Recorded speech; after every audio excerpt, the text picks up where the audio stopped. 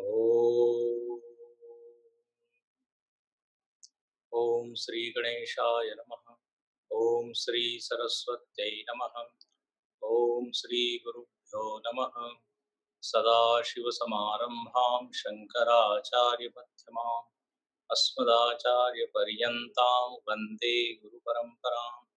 श्रुतिस्मृतिपुराणानाम् आलयं करुणालयं नमामि भगवत्पादशङ्करं लोकशङ्करम्। शङ्करं शङ्कराचार्यं केशवं बादरायणं सूत्रभाष्यकृतौ वन्दे भगवन्तौ पुनः पुनः। समस्तजनकल्याणे निरतं करुणामयं नमामि चिन्मयं देवं सद्गुरुं ब्रह्मविद्वरम्। वेदांत बोध ग्रंथामध्ये अध्यारोप अपवाद या पद्धतीने आपल्याला ज्ञान दिलेलं आहे। अध्यारोप म्हणजे अध्यास, सत्य वस्तूवर खोटी वस्तू जेव्हा आपण आरोपित करतो त्याला म्हणतात अध्यारोप। ते आपण बघितलं की संपूर्ण जग हे एका तत्वावर आरोपित आहे आणि त्या तत्वाचं नाव आहे ब्रह्म। त्या तत्वालाच म्हणतात चैतन्य। त्यालाच आपण म्हणतो सच्चिदानंद। सत्य त्याला म्हणतात की जे कशावर अवलंबून नाही, ज्याची सत्ता दुसऱ्या कोणत्याच वस्तूवर अवलंबून नाही, त्याला म्हणतात सत्य। सत्यत्वम बाधराहित्यम ही सुद्धा एक परिभाषा। सत्य त्याला म्हणतात ज्याचा कधीच बाध होत नाही। बाध म्हणजे कधीच ती वस्तू खोटी सिद्ध होत, खोटी आहे असं कोणीच सिद्ध करू शकत नाही। तर अशा या ब्रह्मतत्वावर संपूर्ण जग आरोपित आहे। आता या ब्रह्मतत्वाचे दोन नाव आहेत। एकाला म्हणतात ईश्वर आणि एकाला म्हणतात जीव। आता या एका तत्वाचे दोन नाव का झाले, तर म्हणे दोन उपाधींमुळे एकच तत्व दोन रूपामध्ये आपल्याला दिसायला लागले। कोणत्या उपाधी आहेत काल आपण पाहिलं, एक आहे माया उपाधी। तर मायेशी जेव्हा चैतन्य किंवा ब्रह्मतत्व युक्त होतं, जुडतं, तर त्या ब्रह्मतत्वाचं नाव होऊन जातं ईश्वर। आता याला अगदी शास्त्रीय भाषेमध्ये जर म्हणायचं असेल तर मी असं म्हणेन, मायोपहित चैतन्य ईश्वर आहे। मायोपहित, मायेच्या उपाधीमध्ये जो चैतन्य प्रतिबिंबित झाला, एक शब्द आहे, जुळला, सोपा शब्द। मायेशी जेव्हा त्याचा योग झाला, संयोग झाला, तर त्या चैतन्याचं नाव झालं ईश्वर। आणि ते जे चैतन्य आहे जेव्हा अविद्येशी युक्त होत, अविद्येशी जुळत, तर मग त्यालाच आपण म्हणतो जीव। तर याला असं म्हटलेलं आहे अविद्योपहित चैतन्यम जीव। काल आपण पाहिलं की या दोन उपाधी आहे आणि या दोन्ही उपाधींचा स्वभाव थोडा वेगळा आहे। माया म्हणजे शक्ती रूप आहे, अविद्या जी आहे ती आवरणात्मक। आणि मायेमध्ये आपण पाहिलं की त्रिगुण आहे। ईश्वराची जी माया आहे, ईश्वराची जी उपाधी, ती सुद्धा माईक आहे, पण त्या मायेमध्ये सत्वगुणाचं प्राधान्य असल्या कारणाने रजोगुण आणि तमोगुण त्याच्या अधीन आहे। त्या उलट जीवामध्ये जे त्रिगुण आहे त्याच्यामध्ये रजोगुण तमोगुणचं जास्त प्राधान्य असल्यामुळे सत्वगुण तो त्यांच्या अधीन असतो. म्हणून आपण पाहतो अनेक वेळा काही चांगले विचार आपल्या मनामध्ये येतात, पण लगेच इतर विचार एवढे जास्त येतात, ते चांगले विचार दबून जातात. ते जास्त डॉमिनेट करतात. त्यांचा प्रभाव जास्त. पण ईश्वराकडे जी माया आहे, त्याच्यामध्ये सत्वप्रधान म्हणून काल पाहिलं शुद्ध सत्वप्रधान. आता इथे म्हटलेलं आहे, की मायेच्या उपाधीत जो ईश्वर आहे. आता चैतन्याकडे जर आपण पाहिलं, ब्रह्म चैतन्य किंवा तत्व, त्याच्यामध्ये काही गुण नाही. म्हणून त्याला म्हटलेलं आहे निर्गुण. त्याच्यामध्ये त्रिगुण सुद्धा नाही आणि इतर सद्गुण, दुर्गुण जे आपण व्यवहारात वापरतो, ते गुण सुद्धा त्याच्यामध्ये नाही. निर्गुण आहे ब्रह्म, निराकार आहे, निरवयव आहे. निरवयव म्हणजे काही अवयव नाही. निष्क्रिय आहे, तो काही करत नाही. अकर्ता आहे, अकर्ता. त्याला म्हणतात ब्रह्म किंवा चैतन्य. पण जेव्हा या चैतन्याचा संयोग या मायेशी होतं, तर या चैतन्याचं नाव होतं ईश्वर आणि मग त्याच्यामध्ये अनेक गुण आपल्याला दिसायला लागतात. कारण मायेमध्ये एवढे गुण आहेत, ते सगळे गुण त्या ईश्वरामध्ये दिसायला लागतात. त्रिगुणाचे डिफरंट कॉम्बिनेशन्स त्याच्यामध्ये दिसायला लागतात. म्हणून ईश्वर त्रिगुणात्मक आहे. आपण म्हणतो ना त्रिगुणात्मक त्रयमूर्ती दत्त हा जाण त्रिगुणात्मक. आणि त्याच्यामुळे एवढे गुण त्याच्यामध्ये येतात की त्याची मोजणी होऊ नाही शकत. लक्षात ठेवा, चैतन्यामध्ये काही गुण नाही. तो फक्त साक्षी आहे, फक्त द्रष्टा आहे. पण जेव्हा मायेशी तो युक्त होतो, त्याच्यामध्ये अनेक गुण येतात. मग त्या चैतन्याचं नाव होतं सर्वज्ञ, सर्वेश्वर. म्हणून पहा पुढची ओवी, 43वी ओवी. त्याच चैतन्याला आपण ईश्वर म्हणतो. आणि ईश्वर कसा आहे? त्यामुळे ईश्वर सर्वनियंता, ईश्वर सर्वनियंता, फळ देणारा भगवंता, फळ देणारा भगवंता, तुची विश्वविधाता, तुची विश्वविधाता, आहे सर्वेश्वर, आहे सर्वेश्वर. आता पहा, हे सगळे नाव ईश्वराची. सर्वज्ञ म्हणजे सगळ्यांना जाणणारा. इथे म्हटलेलं आहे सर्व नियंता. देव कोण आहे? तर म्हणे सर्वांचं जो नियंत्रण करतो त्याला म्हणतात नियंता. आता पहा, चैतन्य तर काही करत नाही, पण ईश्वर जो आहे तो नियामक आहे. ईश्वर शब्द ईश धातूपासून बनलेला आहे. ईश. आणि ईश शब्दाचा अर्थच आहे, ईश धातूचा अर्थ आहे शासन करणे. शासन करणे. तर आता तो संपूर्ण ब्रह्मांडावर शासन करत आहे.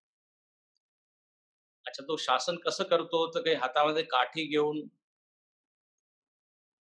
असं नाही करत. नियमाने तो शासन करतो.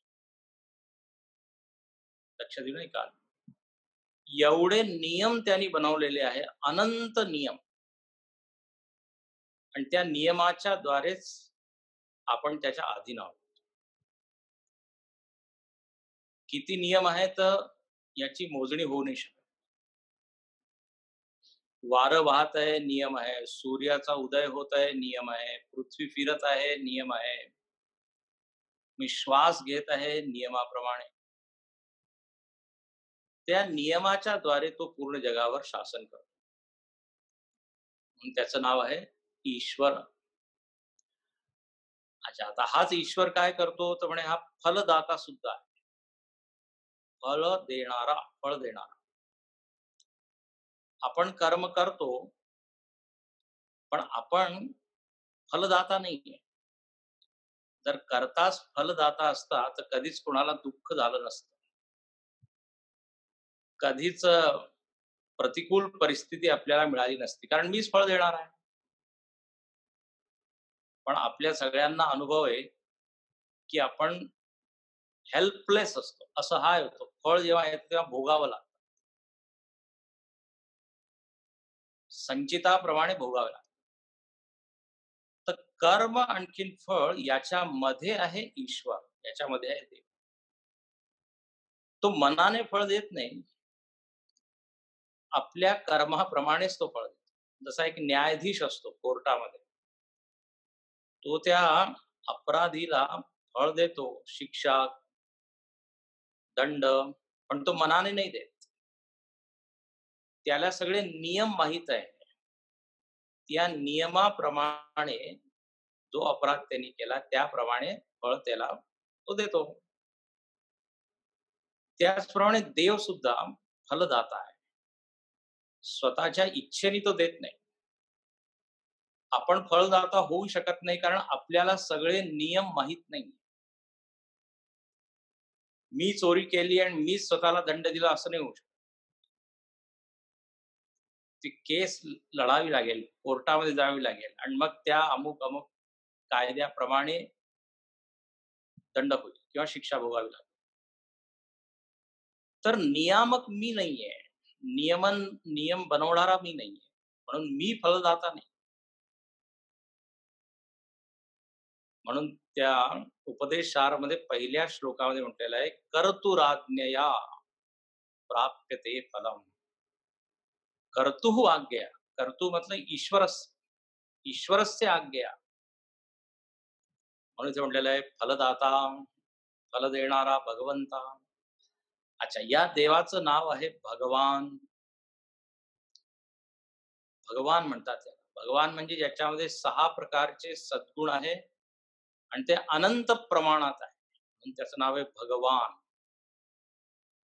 त्याच्याकडे संपत्ती आहे अनंत प्रमाणात. कीर्ती आहे, यश आहे, वैराग्य आहे, धर्म आहे.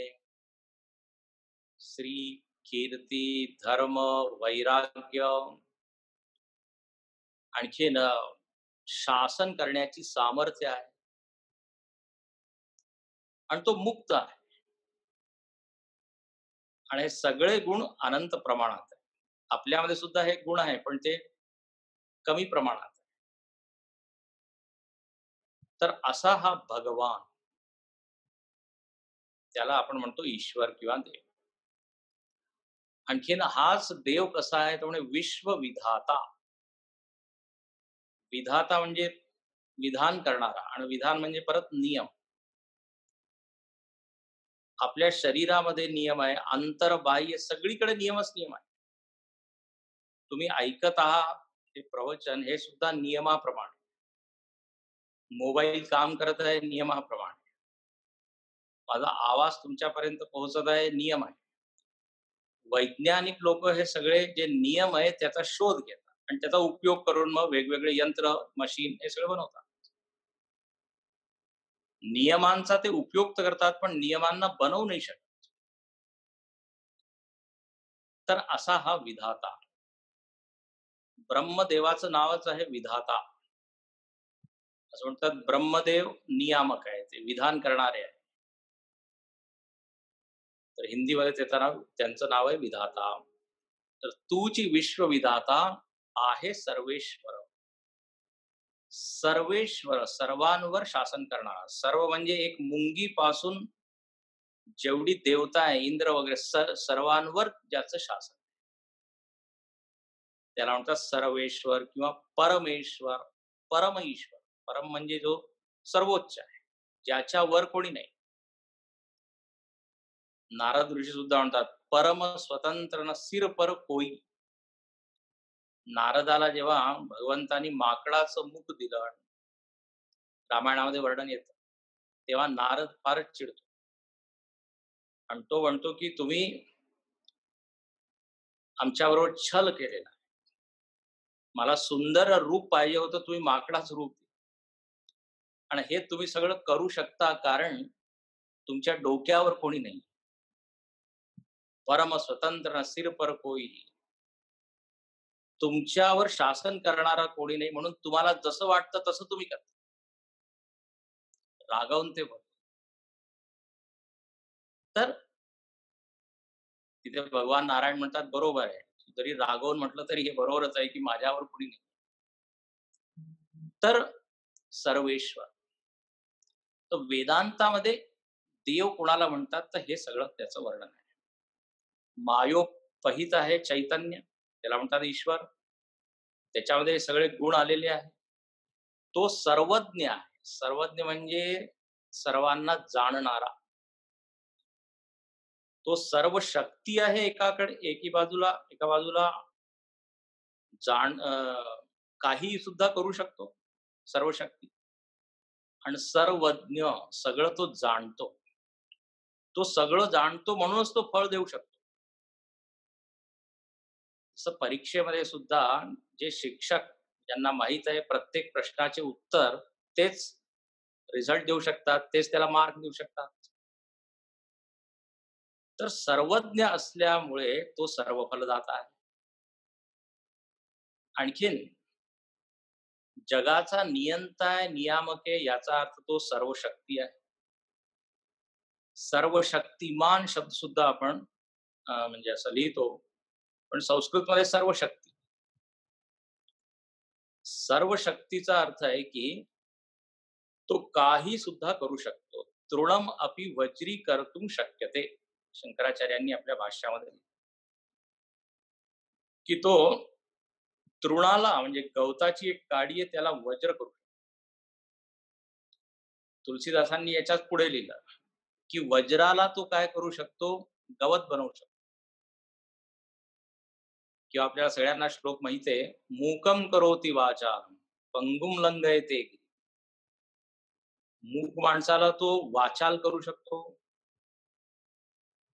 आंधळा आहे तो सगळं काही पाहू शकतो. अंधा देखे तमासा. गूंगा ज्ञान विज्ञान प्रकाशे, अंधा देखे तमाशा. कुदरत की गत न्यारी. कबीरदासांनी म्हटलं. लंगडा चढकर एक आहे ना हिंदीमध्ये भजन सुद्धा. डोंगर चढू शकतो. तर हे सगळं शक्य ईश्वराला आहे कारण तो सर्व शक्ती आहे. आता या ईश्वराचं हे जे वर्णन आहे वेदांतामध्ये, याला म्हणतात सगुण निराकार ईश्वर. लक्ष देऊ नाही का? हा जो ईश्वर आहे किंवा देव आहे, तो कसा आहे तर म्हणजे सगुण निराकार. मायेमुळे त्याच्यामध्ये सगळे गुण आले, पण लक्षात ठेवा आकार नाही, निराकार. पण सगुण निराकार देवच जर गरज पडली तर तो आकार सुद्धा घेतो. कारण तो सर्व शक्ती, तो आकार घेऊ शकतो, आकाराला परत विलीन करू शकतो. म्हणून याच्यामध्ये लिहिलेलं आहे गीतेमध्ये 2-2, 4-4 श्लोक आलेले आहेत. अजोपि सन्नव्ये आत्मा भूतानाम ईश्वरोपि सन्. प्रकृतीम स्वाम अवष्टभ्य संभवामी आत्ममायया. मी तसा तर अजन्म आहे. मी अजन्म आहे, अरूप आहे, अनाम आहे, अकर्ता आहे. पण जर संसाराला वाचवायचं असेल, अधर्माची वाढ झालेली असेल, तर मी एक आकार घेतो आणि त्या आकारालाच म्हणतात अवतार. आणि एकदा नाही, संभवामी युगे युगे. युगे युगे प्रत्येक युगामध्ये मी येऊ शकतो. आणि वेगवेगळे विविध रूप घेऊन येऊ शकतो. म्हणून कधी मी कच्छप कासव बनतो, तर कधी नरसिंह, तर कधी मनुष्य, तर कधी वामन, तर कधी परशुराम, कधी वराह. तर ज्या आकाराने कार्य होईल, काम होईल, धर्माची स्थापना होईल, त्या आकाराचं मी ग्रहण करतो. तर जेव्हा तो एक आकारामध्ये येतो, मग त्याला आपण म्हणतो सगुण साकार. आपण ज्या भगवंताची पूजा करतो, तो सगुण साकार. राम, कृष्ण, शंकर वगैरे. तर याप्रमाणे 3 रूप झाले. चैतन्य आहे निर्गुण निराकार. त्याच्यामध्ये काही आकार वगैरे नाही, गुण नाही, कर्म नाही, क्रिया नाही. तो जेव्हा मायेशी युक्त झाला, तर सगुण निराकार झाला. म्हणून पहा, हिंदू धर्मच नव्हे, तर इतर धर्मांमध्ये सुद्धा जो देव आहे ना, तो देव कसा आहे? निराकार. इस्लाम किंवा ख्रिश्चनिटी त्याच्यामध्ये देव आहे, पण तो त्याचा आकार नाही. हां, त्याचा जो मुलगा आहे किंवा त्याचा दूत आहे, त्याचा आकार आहे. त्याचा आकार आहे. पण स्वतः देव निराकार.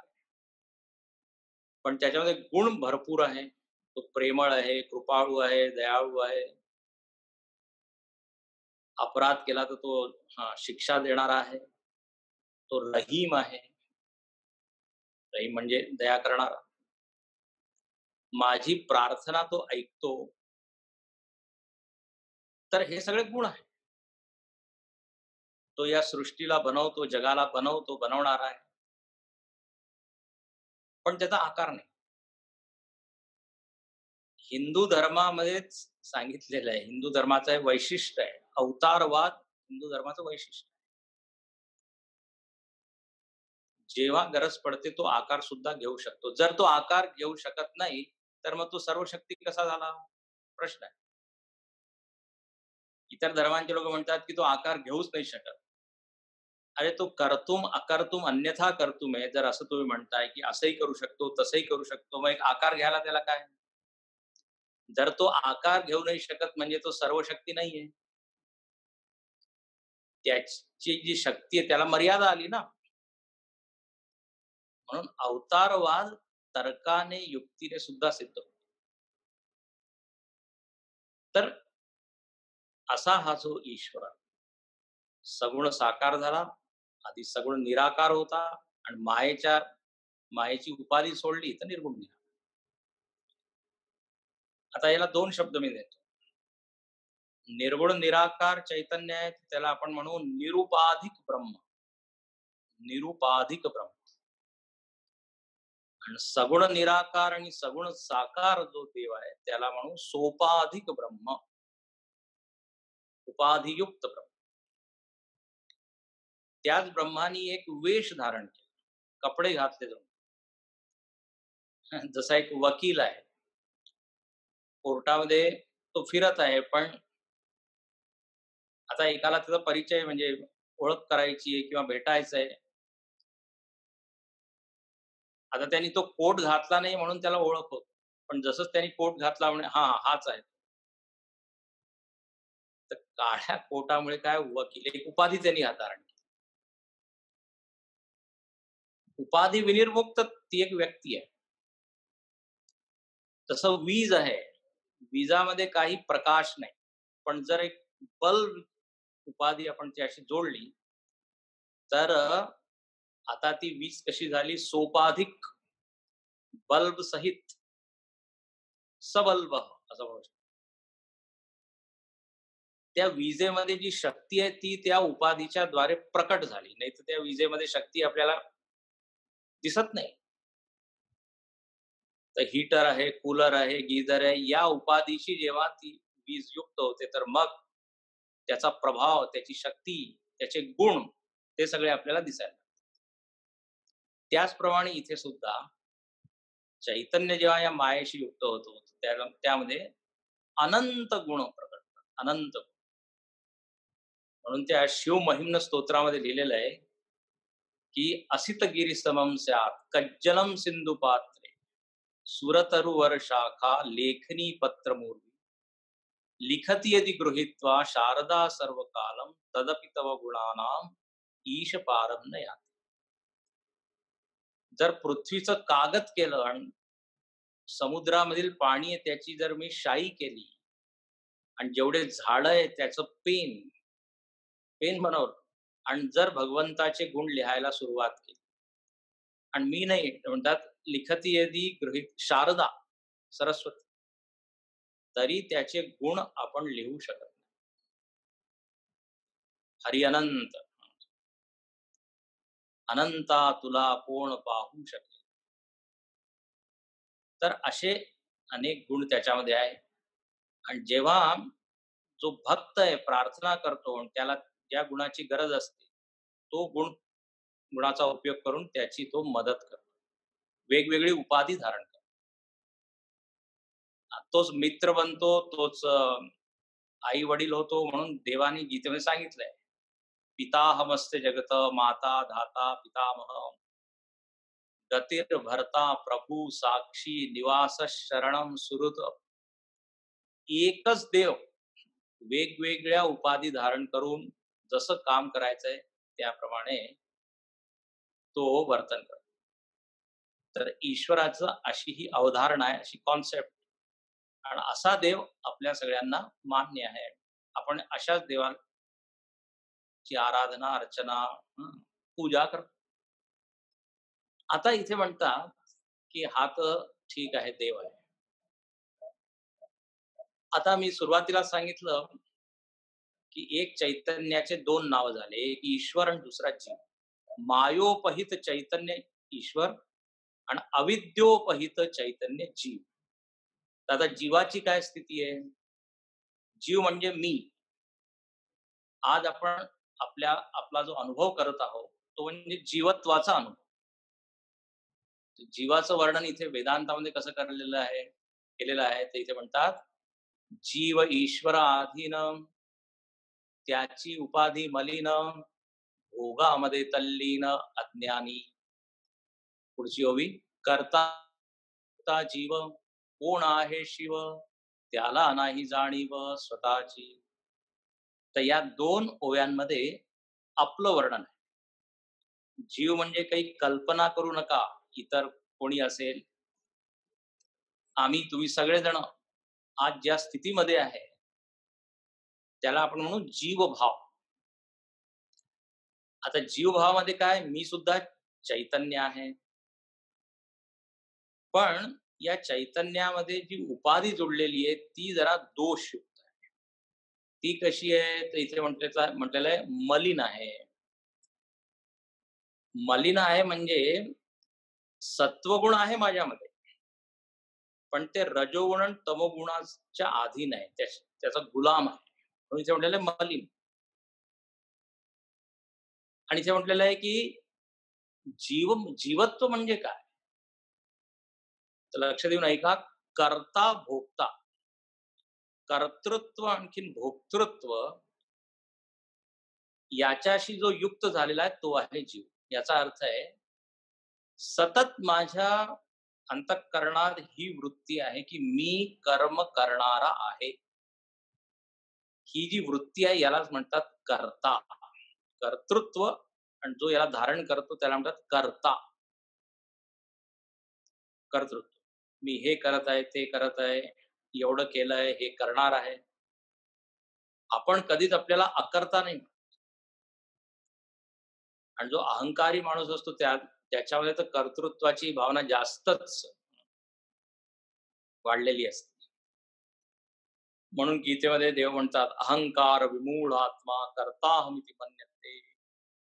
विमूढ, तर अज्ञानामुळे ही वृत्ती आलेली आहे की मी करणार आहे.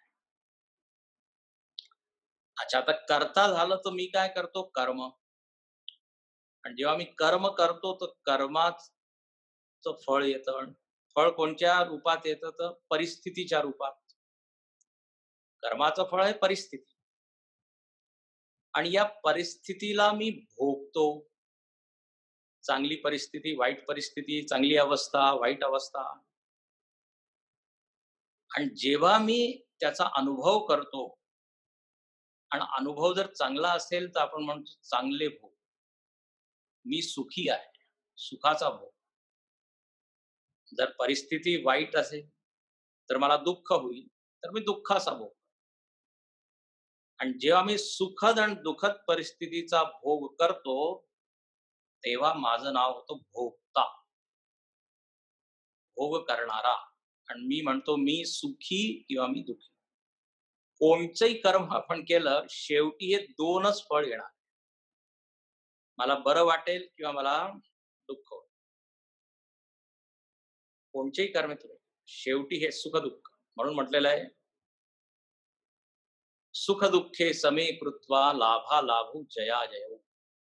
अर्जुनाला देव म्हणतात, काही केलं तरी सुख येईल किंवा दुःख, याच्यापासून तू स्वतःला वेगळं कर. निर्द्वंद्व ही महाभाव, निर्द्वंद्व हो. कारण चैतन्यामध्ये सुख-दुःख नाहीये. जोपर्यंत मी मला जीव मानत आहे, ते जीवामध्ये सुख-दुःख आहे. आत्म्यामध्ये नाहीये, चैतन्यात नाही. आपलं ध्येय तेच आहे, की मी सतत ही जाणीव मला झाली पाहिजे, की हे सुख-दुःख मनाचे धर्म आहे किंवा परिस्थितीचे धर्म आहे. आगमापायीन अनित्याः, अनित्य आहे, अनित्य आहे. मी यांना पाहणार आहे. भोग करणं म्हणजे काय? त्या परिस्थितीशी एकरूप होणं, तादात्म्यपन्न होणं त्याला म्हणतात. संबंध जोडणं. हे पहा, आपण दुसऱ्यांचे जे सुख-दुःख आहे त्याच्यापासून अलिप्त राहतो. म्हणून आपण काय साक्षी असतो. पण भोगता म्हटलं म्हणजे काय? मी त्याच्यामध्ये उडी टाकली आणि मी त्याच्याशी आपल्या स्वतःला जोडलं. तर या जीवाची हीच परिस्थिती आहे, जीवाची हीच स्थिती आहे. सतत तो कर्म करत आहे, कर्मामध्ये कर्तृत्व भावना आहे आणि त्यामुळे तो सुख-दुःख भोगत आहे. म्हणून करता भोगता जीव. अच्छा, आणखीन या अविद्ये उपाधीमुळे काय झालं, अविद्याची उपाधी, याच्यामुळे त्याच्या बुद्धीवर एक आवरण पडलेलं आहे, झाकण. आणि त्यामुळे तो स्वतःला विसरून गेलेला आहे. म्हणून इथे म्हटलेलं आहे, की शिव कोण आहे आणि तो स्वतः जीव कोण आहे, याची जाणीव नाही त्याला. कोण आहे शिव त्याला नाही जाणीव. आणखी स्वतःची सुद्धा. लक्ष्मणाने जेव्हा रामाला प्रश्न विचारले आहे रामगीतेमध्ये, की ईश्वर आणि जीव यामध्ये फरक काय आहे?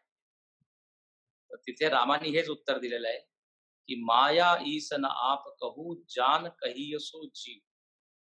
बंद मोक्ष प्रद सर्व पर माया प्रेरक सी. ज्याला बंधन काय माहित नाही, मोक्ष काय माहित नाही. समर्थांनी सुद्धा बद्ध माणसाचं वर्णन केलेलं आहे. न कळे ज्ञान, न कळे वैराग्य, न कळे ध्यान, न कळे साधन. तर असा जो आहे तो आहे जीव. आणि हा जीव काय अधीन आहे, परस्वाधीन त्याचं जीवन. रामायणात म्हटलेलं आहे, ईश्वर आणि जीवामध्ये एक फरक आहे. जीव परवश स्ववस भगवंता. ईश्वर स्वाधीन आहे आणि जीव परस्वाधीन आहे. पराधीन आहे. पराधीन आहे याचा अर्थ असा आहे, की मर्यादा आहे. प्रत्येक बाबतीमध्ये जीवाला मर्यादा आहे. हे पहा, अधीन म्हटलं म्हणजे काय? जसं आपण म्हणतो ना, हा सेवक याच्या अधीन आहे, गुलाम आहे.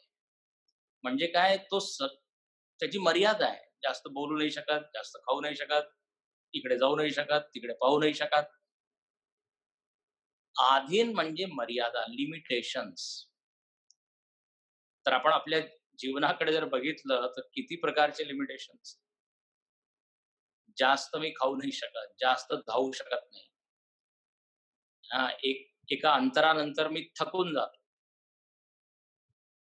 मी जास्त वाचू शकत नाही, जास्त ऐकू शकत नाही. 1 तासापासून जास्त लोक प्रवचन ऐकू नाही शकत. थकून जातात. बोलू शकत नाही. प्रत्येक बाबतीत मर्यादा आहे. जास्त जगू शकत नाही.